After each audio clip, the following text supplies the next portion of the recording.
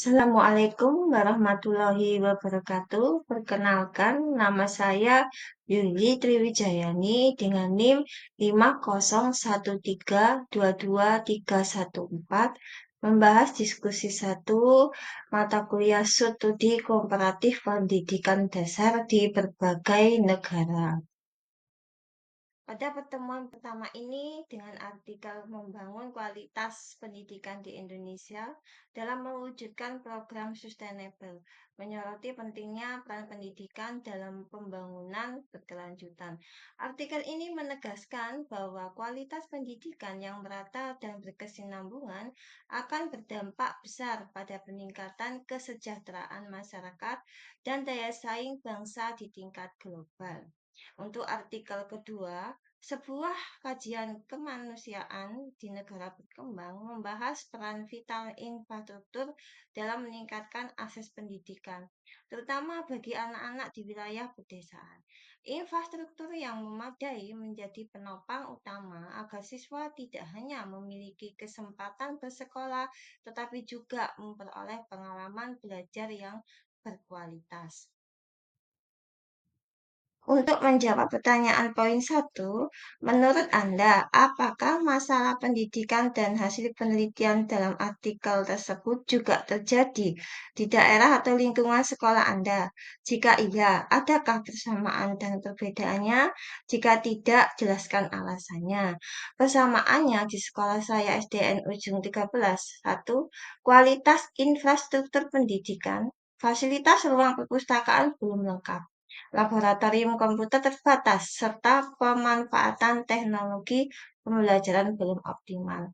Yang kedua, kesenjangan kualitas pendidikan. Artikel kedua menyoroti kesenjangan akses pendidikan di pedesaan, terutama bagi anak-anak dari keluarga kurang mampu, kesulitan mengakses kursus tambahan, bimbingan belajar maupun perangkat pembelajaran daring. Kualitas tenaga pendidik, baik di pedesaan maupun perkotaan. Peningkatan kapasitas guru menjadi kebutuhan yang mendesak. Perbedaannya yaitu tentang letak geografis dan akses teknologi dan internet. Untuk pertanyaan poin 2, bagaimana saran Anda untuk mengatasi isu sosial politik dan sosial budaya pendidikan? Untuk meningkatkan kualitas pendidikan sekaligus mengatasi berbagai tantangan sosial politik dan sosial budaya, beberapa langkah strategis dapat dilakukan. A. Isu sosial politik. Satu, pemerataan alokasi anggaran pendidikan. Pemerintah pusat dan daerah perlu memastikan alokasi anggaran pendidikan termasuk dana BOS dan bantuan infrastruktur terdistribusi secara merata. Dua, kebijakan afirmasi bagi siswa kurang mampu. Bentuk dukungan bisa berupa program beasiswa, penyediaan alat belajar, hingga layanan pendidikan gratis. Yang ketiga, kolaborasi lintas sektor. Pembangunan pendidikan tidak dapat hanya mengandalkan pemerintah. Kolaborasi dengan dunia usaha melalui program CSR, Korporasi Sosial Responsibilitas, serta keterlibatan masyarakat sangat penting. Misalnya, perusahaan dapat membantu menyediakan perangkat komputer, memperbaiki fasilitas sekolah, atau mendukung kegiatan literasi. B. Isu sosial budaya. Satu, penguatan peran keluarga dan masyarakat. Keluarga dan masyarakat memiliki peran penting dalam pendidikan anak. Sekolah dapat melibatkan orang tua melalui program parenting, kelas literasi keluarga, serta kegiatan gotong royong. Dua, menghargai keragaman budaya siswa.